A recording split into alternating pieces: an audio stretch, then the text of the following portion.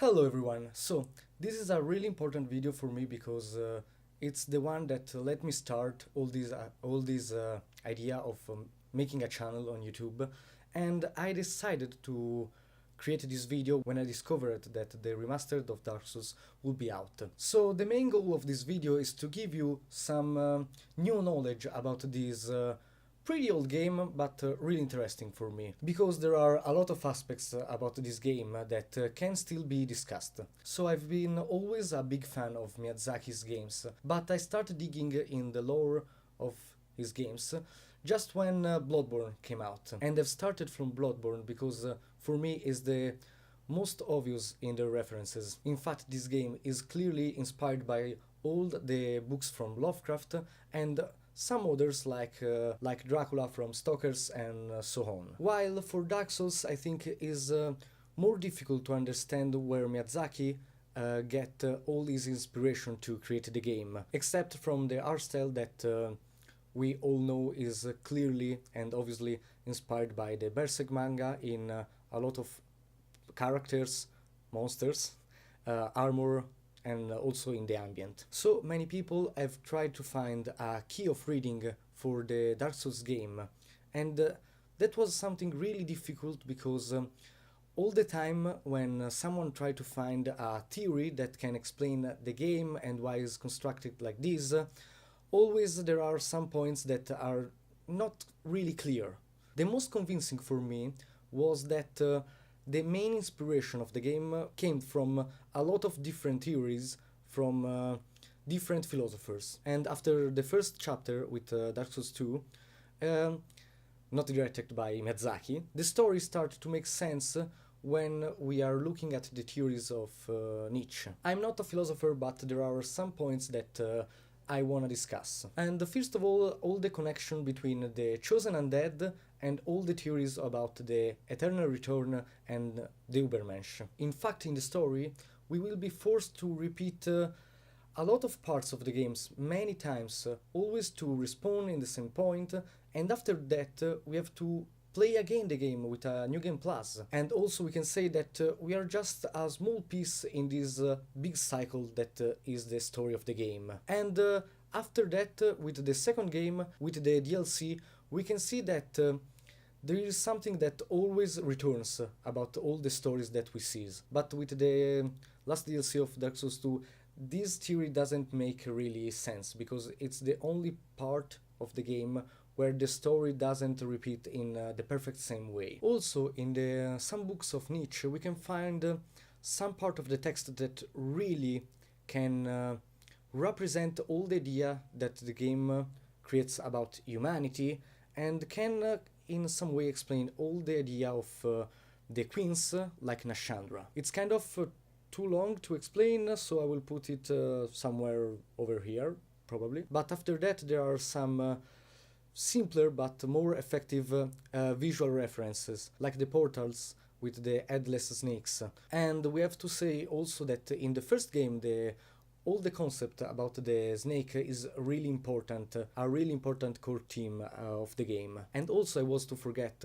the famous phrase "God is dead" really makes sense when we look at all the concept of gods that there are in the game and all the story about Anor Londo. So when Dark Souls 3 came out, I was prepared to play it with a mind full of theories, trying to find the lore of the game and if it had a deeper meaning. And at one point I was playing and I found a really strange and particular item: the ashes of a character. During the game, in fact, you can find these ashes that are items that allows you to get knowledge and other items or objects about some NPCs that you can't really interact with. These objects were absent in the previous games, but they are in a way present in a book of Lovecraft, which is the case of Charles Dexter Ward. The novel talks about this young man, Charles, who came from a wealthy family in the Rhode Island, who began researching about one of his ancestors, which is Joseph Curwen. During the story, we discover that Curwen was a necromancer, and the boy will start to show symptoms of madness. So a friend of the family, Dr. Willett, start to research trying to understand what's happening to the young Charles. And he's one of the most important characters about the story because he managed to get into the workshop of the necromancer. There he discovers that he was sharing all his knowledge with others necromancer around the world that managed to live a really long life using some really ancient knowledge. And the main source of this knowledge were some ashes that these warlocks were researching on. Willett discovers that the ashes that he found in the laboratory are in fact salts with strange characteristics. All samples had a different color and the salts didn't get attached to the ends. Also after that, reading the notes of the necromancer, he discovers that the salts are divided into two groups, the materia and the custodes. The custodes serves to evoke guardians or entities at the service of those who awaken them. On the other part, the materia are relics of the greatest thinkers of the past that allow you to get in touch with them. And so we can understand that these necromancers were torturing great thinkers of the past to get all their knowledge and discover how works, to understand how works strange important things about life like immortality and so on. And I really get excited and I really like how Miyazaki managed to implement all these ideas in his third game and how he made all these work in a really simple way with ashes in the game. And we can say that this small resemblance between the work of Miyazaki and Lovecraft is just the tip of the iceberg. In fact, to understand where the inspiration of Miyazaki and how he was influenced by Lovecraft, to make this video more understandable, I will discuss mainly two books. The first one is At the Mountain of Madness, and is really important to understand how Miyazaki tells a story. While the second one is The Dream Quest of Unknown Kadath, a different book from the other ones of Lovecraft, but that can give us a key to understand a lot of concept about Dark Souls. So in At the Mountain of Madness, the protagonists are 16 explorers that are traveling to the South Pole. And while they are conducting their research, they found a cave with some strange monstrous beings, frozen for millions of years, and they decide to call them Elder Things. The cave is located at the bottom of a huge mountain range, probably the highest on Earth, we discovers. And the protagonist with one of the explorers managed to get on top of that and find a really strange and kind of terrific alien city. The two hypothesized that this technologically advanced city is probably the one of the creatures that they have found in the cave below. Through the frescoes that the narrator finds in the city, he managed to reconstruct all the story about these elder things, and is one of the most detailed description of the mythology of Lovecraft. In fact, we discover all the relation between the progeny of Cthulhu with the Migo and also with the Sogot and the ancient creatures that have populated the earth and the seas. So the narrator, looking at the art of these beings, finds that there is a tunnel under the city that brings you to the abyss, and so he decides with the other explorer to investigate, and he goes to try to find to understand what all this is. But in the abyss they found one of the Sogot, a creature of black plasma that was previously controlled by hypnosis by the Elder Things, and now is just raging there, trying to kill everything. So they managed to escape from it, and they trying to escape from the city. They both managed to leave the city with their plane, but the explorer at one point turns back and see that there is another mountain range, a huge one, with another more creepy and scary city. And so he starts to losing his mind. After all this, at the end of the book, Lovecraft explains that that place is reconnected to the plane of Lang and the Kadath. So at this point we can understand which point and themes can be found in both Dark Souls and At the Mountain of Madness. The first and most important for me is the method by which we discover all the story of these alien races. In the book, the explorers start to research and analyze all the ruins of the city, trying to understand the story of these aliens. And in the same way, in Dark Souls, all the players are trying to find all the smallest details, looking at the structure of buildings, at objects, description, trying to understand all the lore of the game and trying to find new clues. This particular form of narration in which is rewarded who knows all the details about the story is really typical of the style of Lovecraft.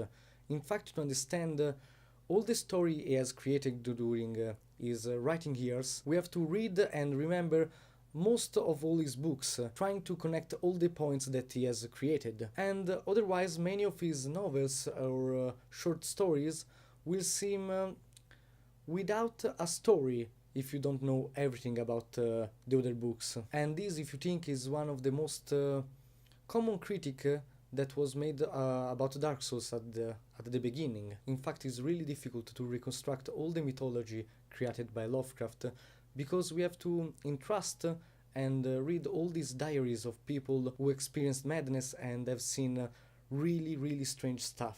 And so sometimes we have to complete some points with our imagination. And this is also a peculiarity and a strong point of Dark Souls that I really like. There are many parts, in fact, of the history of the game that doesn't make really sense, because we are exploring a world in ruins.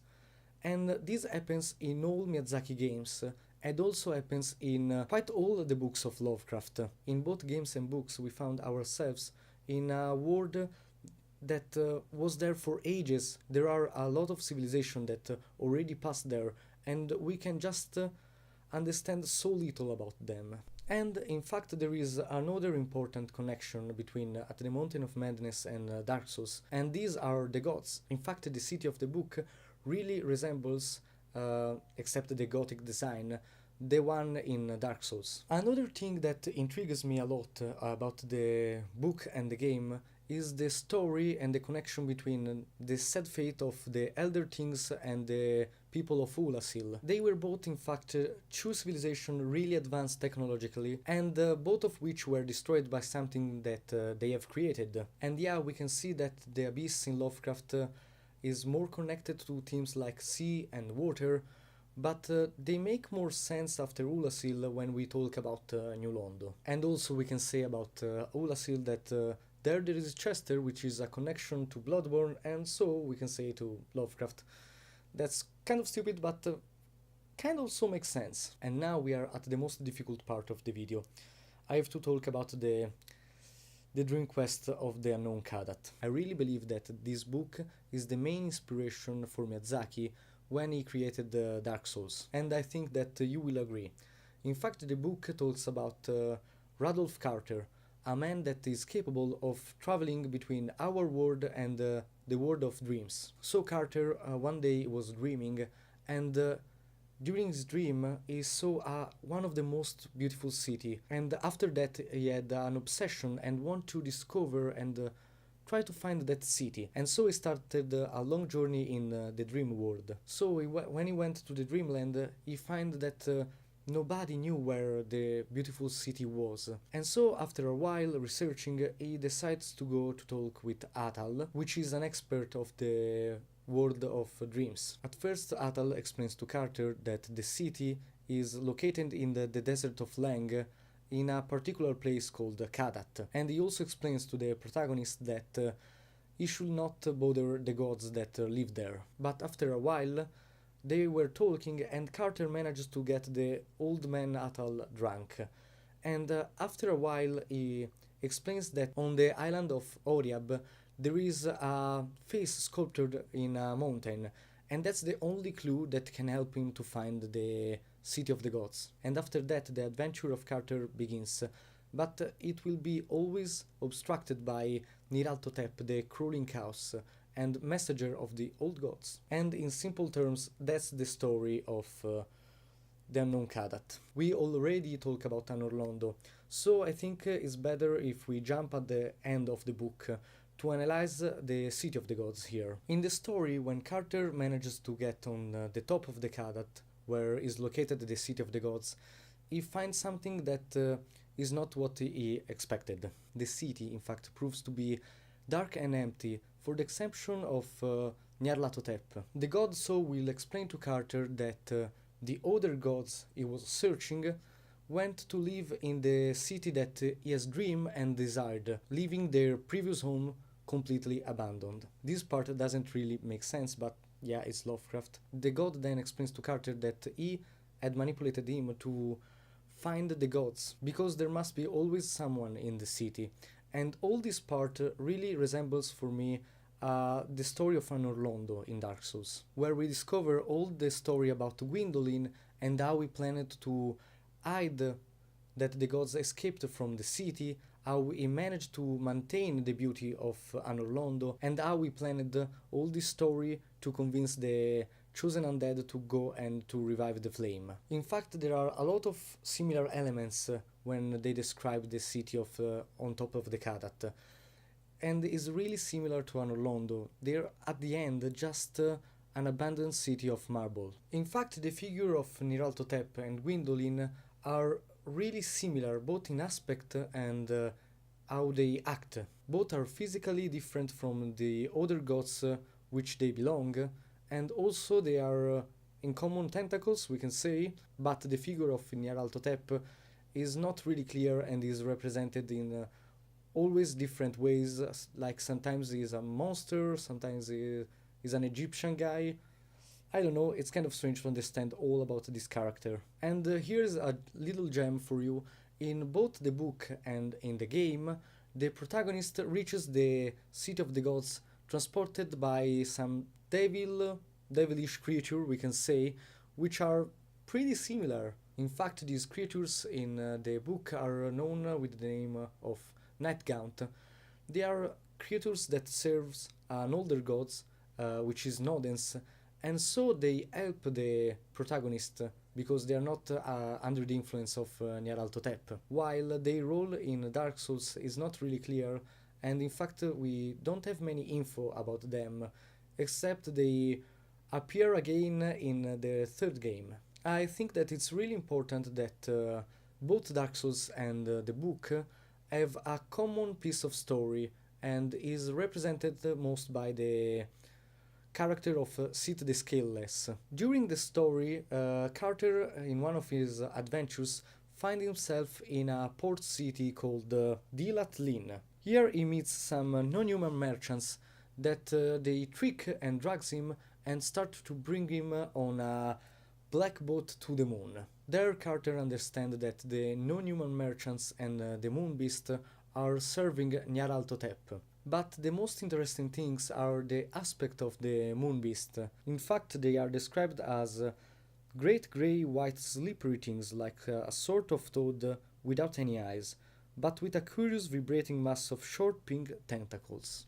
Well, I think that this description really represents how Miyazaki decided to portray and design Sith. And also, for those who doesn't know, when you cut the tail of Sith, you can find an object called the Moonlight Greatsword. In fact, we have to analyze the lore of Sith to understand this resemblance. In fact, in Dark Souls, the dragon really resembles and act like Nyarlathotep during the book. Not only as domains where he is considered a deity, but also sends his servants from the non-human aspect like the serpent soldiers or the channelers around the world with the goal of finding a human subject for his experiment. However, this narrative arc hides another gem. In fact, while Carter is with other prisoners on the moon, he gets saved by some cats. These animals that are really important in the dream world are also represented in many novels of Lovecraft. And they are always described as creatures that have some strange and hidden power. And in fact we can say that in the Cats of Ulthar we discover all the story and why in that city is forbidden to kill a cat. But in the Dream Quest of the Unknown Kadath, their power are better explained. First of all, cats in this book are presented as creatures that follow a military hierarchy, and that doesn't have problem to communicate or interact with humans. In fact, they're used to have pacts with them. But the most important power that they have and is described in the book is that they can jump and move between planes where other creature can't really go or reach. I think that the most experienced player of Dark Souls already know who I'm talking about right now, and it's Alvina. In fact, Alvina not only gathers a group of warriors under her control, becoming the leader of the Forest Hunter Covenant, but also she helps Artorias in her quest to defeating the Abyss. In fact, we can read from the ring that this ring symbolizes Knight Artorias' covenant with the Beast of the Abyss. Its wearer, like Artorias himself, can traverse the Abyss. Crossing the Abyss is not a normal thing in the world of Dark Souls. Just think what every new player experiences when they try to beat the first time the Four Kings. But in the DLC, we can see clearly that Alvina doesn't have any problem moving between planes and teleporting, or going in a place and defending herself from the Abyss. Now that we have concluded all this story about the journey of Carter during this research to find the unknown Kadath, we can talk about a topic that has some more important stuff to analyze, which is the moon. In fact, the moon is a very recurring theme in the Lovecraft works, but especially in these two short stories, which are What the Moon Brings and the Moon-Bog. The moon is associated with the idea and the story of a city submerged for centuries. In fact, I'm talking about New London, and if you didn't know, when you look at the top of that cave, you can see kind of a hole where the light enters and hits the city and really resembles a moon. In the Moon-Bog, in fact, we can read the story of Dennis Berry, a wealthy man that decides to return in his native lands, and not listening to the locals, he decides to drain the swamp near his castle. And obviously the city of an ancient population was buried under the swamp. The story so ends with the white nymphs, the inhabitant and the spirit of the city, which first bewitch and then accompany all the workers at the draining of the swamp into the sunken city, which reveal itself under the moon. And in this case, during all this ritual to stop the revealing of the city, the moon starts to shine in a red light. And when I stopped reading this book, I could not stop thinking about all the story about New London. In fact, there are too much similarities between the story of these two cities. The whole idea of getting submerged to protect itself from an invasion during the past, the white spirits, the moon everything was too much similar to me. But then, to conclude, I want to talk about some smaller things that I've noticed, but I didn't really manage to create a complete connection. In fact, since Lordran is a word really similar to the one described in The Search of Unknown Kadath, and it can explain why the time is distorted, because it might be all a world of dreams where time and space doesn't work how we normally think. I don't really know because I can't prove it, but it gets really interesting when you think about that in this way. Also in the book, Carter manages to meet one of his old friends that lived for a long time in the dream world and with the ghosts, and after a while he became one of them. And while I was reading this part, it came to my mind all the story of Blighttown, how the people who lived there were corrupted and now is just inhabited by ghosts, and how we can find the characters like Mildred or the other cannibals that wear a sax on their face, and that's maybe because they are changing into ghosts, maybe, I don't know, but it can explain something. It's kind of interesting. But to conclude the video, I have to tell you this one last gem, and you have to know that Lovecraft has written a book called The Evil Clergyman. So the video is ended. I'm really happy if you are managed to arrive at this point. I'm really interested to see your comments and try to open a discussion under the video. So goodbye to everyone and see you in the next video. Bye.